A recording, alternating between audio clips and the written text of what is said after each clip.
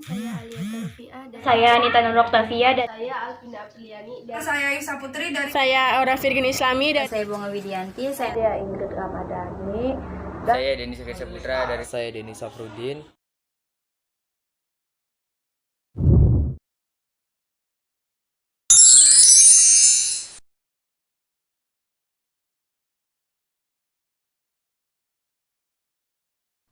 di sini saya akan menjelaskan tentang memetakan wilayah Negara Kesatuan Republik Indonesia. Indonesia adalah negara kepulauan.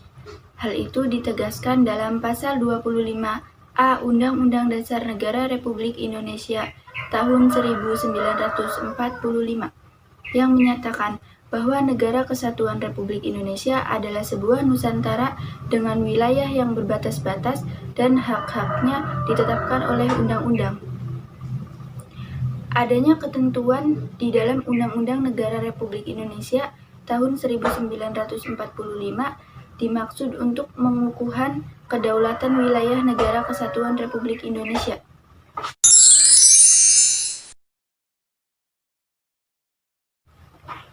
Hal ini penting dirumuskan agar ada pada penegasan secara konstitusional batas wilayah Indonesia di tengah potensi perubahan batas geografis Indonesia. Negara akibat gerakan separatisme, sengketa perbatasan antar negara, atau pendukuhan oleh negara asing. Istilah Nusantara dalam ketentuan tersebut dipergunakan untuk menggambarkan kesatuan wilayah perairan dan gugusan pulau-pulau Indonesia yang terletak di antara Samudra Pasifik dan Samudra Indonesia, serta di antara benua Asia dan benua Australia. Kesatuan wilayah tersebut juga mencakup 1. Kesatuan politik, kesatuan hukum, kesatuan sosial budaya, dan kesatuan pertahanan dan keamanan. Dengan demikian, meskipun wilayah Indonesia terdiri atas ribuan pulau, Kesatuan Negara Republik Indonesia berkaitan dengan wilayah negara Indonesia. Pada tanggal 13 Desember 1957, Pemerintah Negara Republik Indonesia mengeluarkan Deklarasi Juanda. Deklarasi itu menyatakan bahwa segala perairan di sekitar Indonesia dan yang menghubungkan pulau-pulau yang termasuk dalam daratan negara Republik Indonesia, dengan tidak memandang luas dan lebarnya, adalah bagian yang wajar dari wilayah daratan negara Republik Indonesia dan dengan demikian merupakan bagian daripada perairan pedalaman itu, atau perairan nasional yang berada di bawah.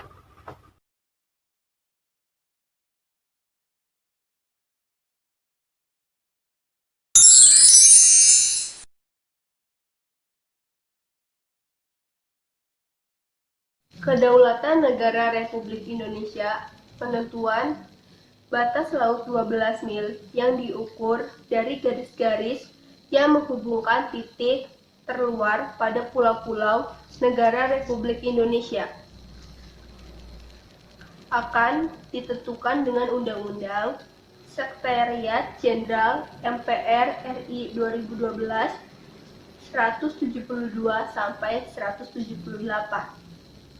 Sebelumnya, pengakuan masyarakat internasional mengenai batas laut teritorial hanya sepanjang 3 mil laut, terhitung dari garis pantai pasang surut terendah.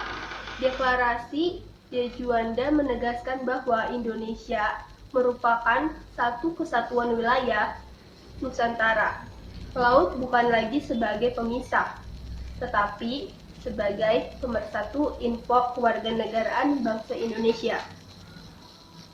Info Kewarganegaraan Insinyur Haji Juanda Kartawijaya. Prinsip ini kemudian ditegaskan melalui Peraturan Pemerintah Pengganti Undang-Undang Nomor 4 PRP 1960 tentang Perairan Indonesia. Berdasarkan dari Deklarasi di Juanda, Republik Indonesia menganut konsep negara kepulauan yang berciri Nusantara, Archipelago States.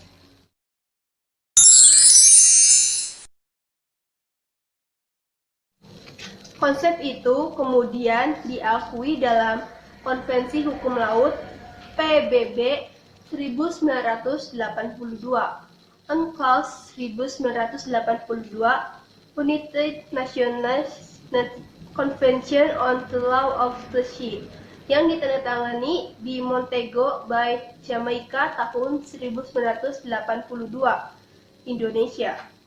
Kemudian meratifikasi UNCLOS 1982 tersebut menerbitkan Undang-Undang Nomor 17 Tahun 1985. Sejak itu, dunia internasional mengakui Indonesia sebagai negara kepulauan. Berkat pandangan visioner dalam Deklarasi di Juanda tersebut, bangsa Indonesia akhirnya memiliki tambahan wilayah seluas 2 juta kilometer persegi, termasuk sumber daya alam yang didukungnya.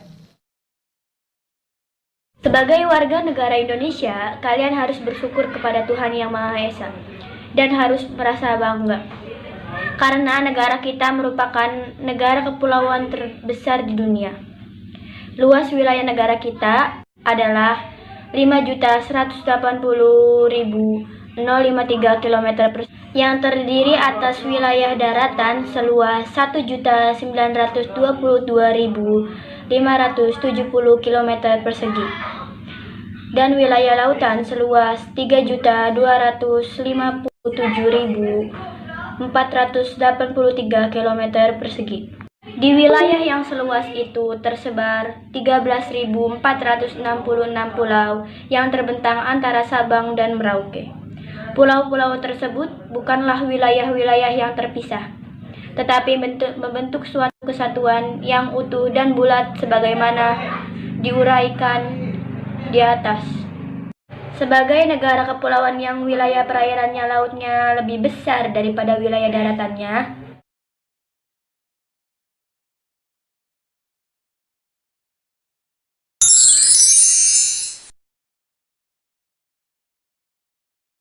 maka peranan wilayah laut menjadi sangat penting bagi kehidupan bangsa dan negara.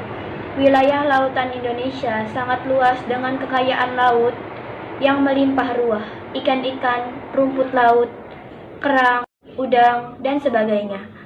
Ada dan terkandung di dalam wilayah laut kita.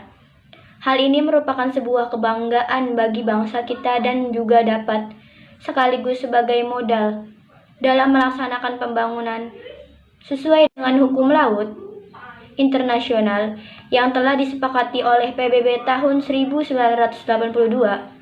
Berikut ini adalah gambaran pembagian wilayah laut menurut Konvensi Hukum Laut PBB. Maka wilayah laut Indonesia dapat dibedakan 3 macam. A. Zona laut teritorial. Batas laut teritorial ialah garis hayal yang berjarak 12 mil laut dari garis dasar ke arah laut lepas. Jika ada 2 negara atau lebih menguasai suatu lautan, sedangkan lebar lautan itu kurang dari 24 mil laut,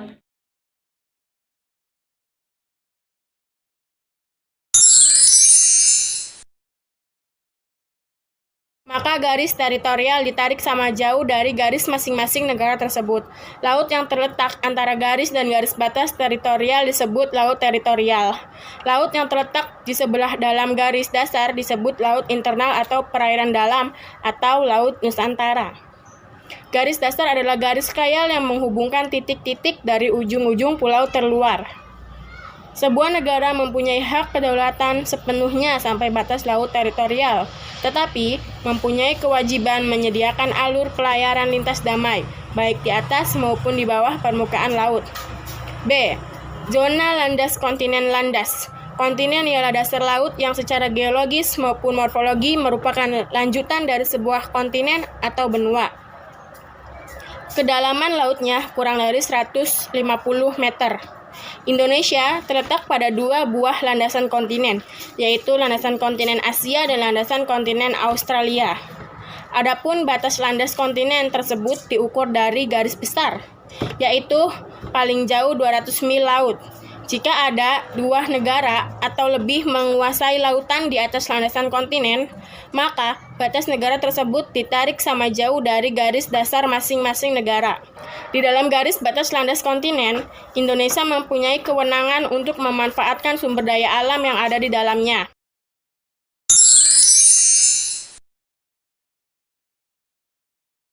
Dengan kewajiban untuk menyediakan alur pelayaran lintas damai. Pengumuman tentang batas landas kontinen ini dikeluarkan oleh pemerintah Indonesia pada tanggal 17 Februari 1969. C. Zona Ekonomi Eksklusif atau ZEE. Zona ekonomi eksklusif adalah jalur laut selebar 200 mil laut ke arah laut terbuka, diukur dari garis dasar. Di dalam zona ekonomi eksklusif ini, Indonesia mendapatkan kesempatan pertama dalam memanfaatkan sumber daya laut. Di dalam zona ekonomi eksklusif ini, kebebasan pelayaran dan pemasangan kabel serta pipa di bawah permukaan laut tetap diakui sesuai dengan prinsip-prinsip hukum laut internasional. Batas landas kontinen dan batas zona ekonomi eksklusif. Jika ada dua negara yang bertetangga saling tumpah tindih, maka ditetapkan garis-garis yang menghubungkan titik yang sama jauhnya dari garis dasar kedua negara itu sebagai batasnya.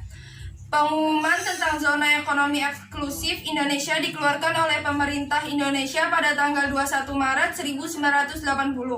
Bagaimana dengan wilayah daratan Indonesia? Wilayah daratan Indonesia juga memiliki kedudukan dan peranan yang sangat penting bagi tegaknya kedaulatan Republik Indonesia. Wilayah daratan merupakan tempat pemukiman atau kediaman warga negara atau penduduk Indonesia. Di atas wilayah daratan ini tempat berlangsungnya pemerintah Republik Indonesia.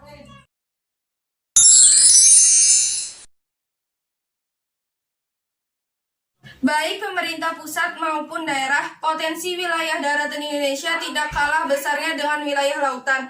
Di wilayah daratan Indonesia mengalir ratusan sungai, hamparan ribuan hektar hutan, persawahan, dan perkebunan. Selain itu, di atas daratan Indonesia banyak berdiri kokoh gedung-gedung lembaga pemerintahan, pusat pembelajaran, pemukiman penduduk. Di bawah daratan Indonesia juga terkandung kekayaan alam yang melimpah berupa bahan tambang, seperti emas, batu bara, perak, tembaga, dan sebagainya. Hal-hal yang disebutkan tadi merupakan anugerah Tuhan yang Maha Kuasa untuk kemajuan negara kita tercinta yang harus selalu kita syukuri. Selain wilayah lautan dan daratan, Indonesia juga mempunyai kekuasaan atas wilayah udara. Wilayah udara Indonesia adalah ruang udara yang terletak di atas permukaan wilayah daratan dan lautan Republik Indonesia. Berdasarkan Konvensi Chicago tahun 1944 tentang penerbangan sipil internasional, dijelaskan bahwa setiap negara mempunyai kedaulatan yang utuh dan eksklusif di ruang udara yang ada di atas wilayah negaranya.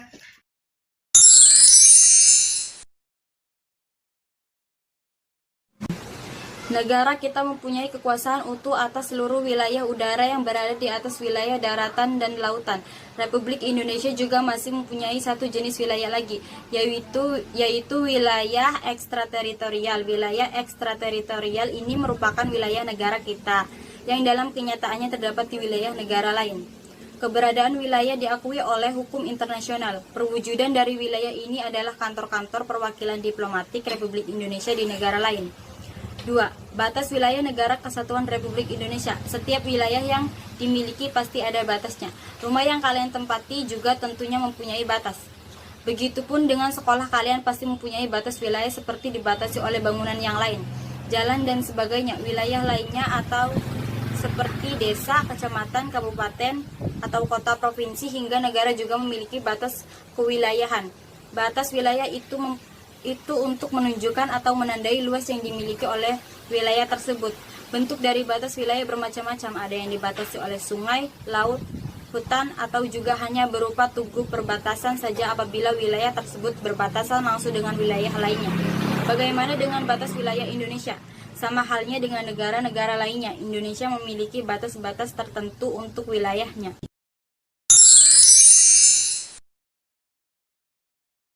Kalian sudah mengetahui bahwa Indonesia adalah negara maritim. 2/3 luas wilayah Indonesia adalah lautan. Jadi tidaklah mengherankan jika batas-batas wilayah laut Indonesia berhubungan dengan 10 negara, sedangkan perbatasan wilayah darat Indonesia hanya berhubungan dengan 3 negara. Berikut ini dipaparkan batas-batas wilayah Indonesia di sebelah utara, barat, timur, dan selatan. A. Batas-batas wilayah Indonesia di sebelah utara. Indonesia berbatasan langsung dengan Malaysia bagian timur, tepatnya di sebelah utara Pulau Kalimantan. Malaysia merupakan negara yang berbatasan langsung dengan wilayah darat Indonesia. Wilayah laut Indonesia sebelah utara berbatas langsung dengan laut 5 negara yaitu Malaysia, Singapura, Thailand, Vietnam, dan Filipina. Sebelah barat wilayah Negara Kesatuan Republik Indonesia berbatasan langsung dengan Samudra Hindia dan perairan negara India. Tidak ada negara yang berbatas langsung dengan wilayah darat Indonesia di sebelah barat. Walaupun secara geografis daratan Indonesia terpisah jauh dengan daratan India, tetapi keduanya memiliki batas-batas wilayah yang terletak di titik tertentu di sekitar Samudra Hindia dan Laut Landahan. Dua pulau yang menjadi perbatasan Indonesia-India adalah Pulau Ronde di Aceh dan Pulau Nicobar di India. C. Batas-batas wilayah Indonesia di sebelah timur. Wilayah timur Indonesia berbatas langsung dengan daratan Papua Nugini dan perairan Samudra Pasifik. Indonesia dan Papua Nugini telah menyepakati hubungan bilateral antara kedua negara tentang batas-batas wilayah. Tidak hanya wilayah darat melainkan juga wilayah laut. Wilayah Indonesia di sebelah timur yaitu Provinsi Papua perbatasan dengan wilayah Papua Nugini, sebelah barat yaitu Provinsi Barat Fli dan Provinsi Sapingkat Barat Sandunan. D. Batas-batas wilayah Indonesia di sebelah selatan Indonesia. Di sebelah selatan berbatasan langsung dengan wilayah darat Timur Leste. Dengan wilayah darat Timur Leste, perairan Australia dan Samudra Hindia, Timur Leste adalah bekas wilayah Indonesia yang telah memisahkan diri menjadi negara sendiri pada tahun 1999. Dahulu wilayah ini dikenal dengan Provinsi Timur. Provinsi Nusa Tenggara Timur adalah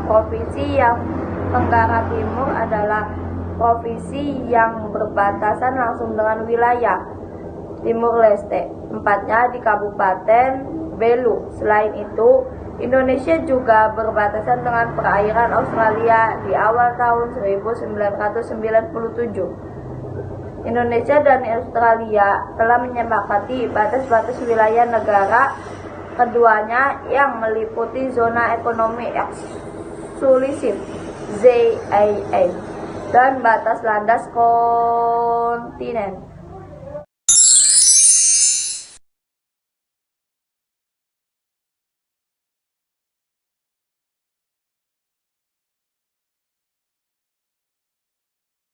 Kekuasaan negara atas kekayaan alam yang terkandung dalam wilayah Negara Kesatuan Republik Indonesia. Coba kalian amati gambar 2.5 di bawah ini. Apa yang kalian pikirkan setelah melihat gambar di atas? Kalau kalian bisa berpikir dengan jernih, kalian pasti bersyukur kepada Tuhan Yang Maha Esa atas anugerah yang diberikan kepada negara kita berupa kekayaan alam yang berlimpah. Gambar-gambar di atas hanya sebagian contoh dari kekayaan alam negara kita. Tentunya masih sangat banyak kekayaan alam yang dimiliki negara kita. Orang-orang di negara lain banyak yang iri atas kekayaan dan keindahan alam Indonesia. Bahkan mereka beranggapan bahwa negara kita ini adalah potongan surga yang jatuh ke bumi. Perhatikanlah lirik lagu Rayuan Pulau Kelapa yang diciptakan oleh Ismail Marzuki.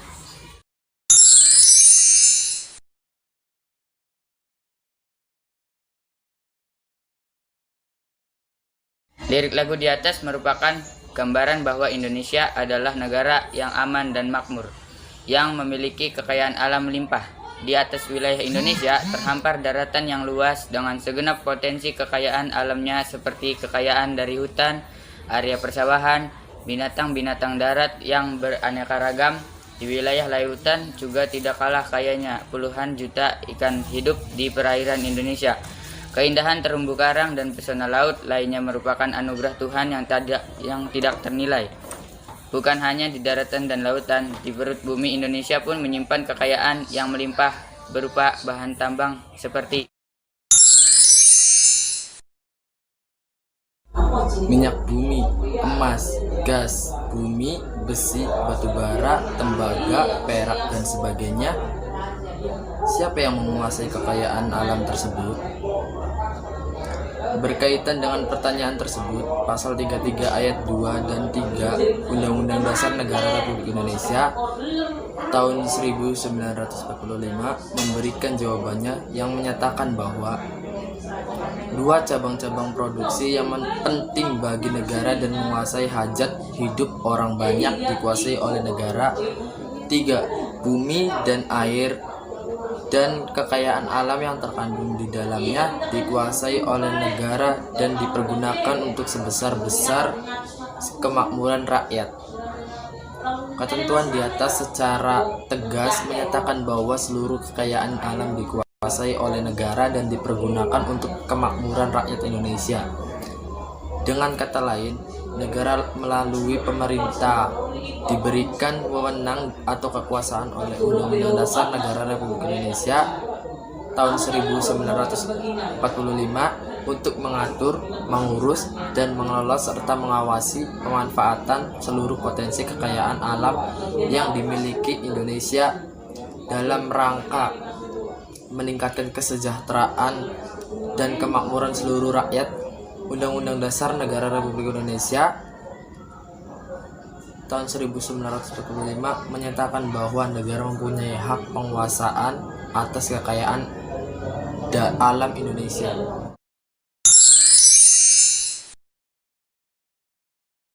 Oleh karena itu, maka negara mempunyai kewajiban-kewajiban sebagai berikut. 1. Segala bentuk pemanfaatan bumi dan air serta hasil yang didapat kekayaan alam dipergunakan untuk meningkatkan kemakmuran dan kesejahteraan masyarakat. B. Melindungi dan menjamin segala hak rakyat yang terdapat di dalam atau di atas bumi, air, dan berbagai kekayaan alam tertentu yang dapat dihasilkan secara langsung atau dinikmati langsung oleh rakyat. C. Mencegah segala tindakan dari pihak manapun yang akan menyebabkan rakyat tidak mempunyai kesempatan atau akan kehilangan haknya dalam menikmati kekayaan alam. Ketiga kewajiban di atas menjelaskan segala sumber daya alam yang penting bagi negara dan menguasai hajat orang banyak karena berkaitan dengan kemasalahan umum dan pelayanan umum harus dikuasai negara dan dijalankan oleh pemerintah.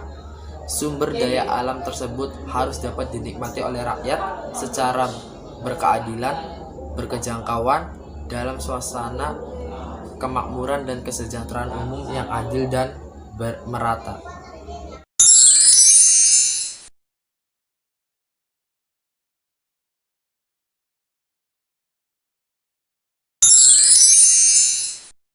Kurang lebihnya mohon maaf. Wassalamualaikum Assalamualaikum warahmatullahi wabarakatuh.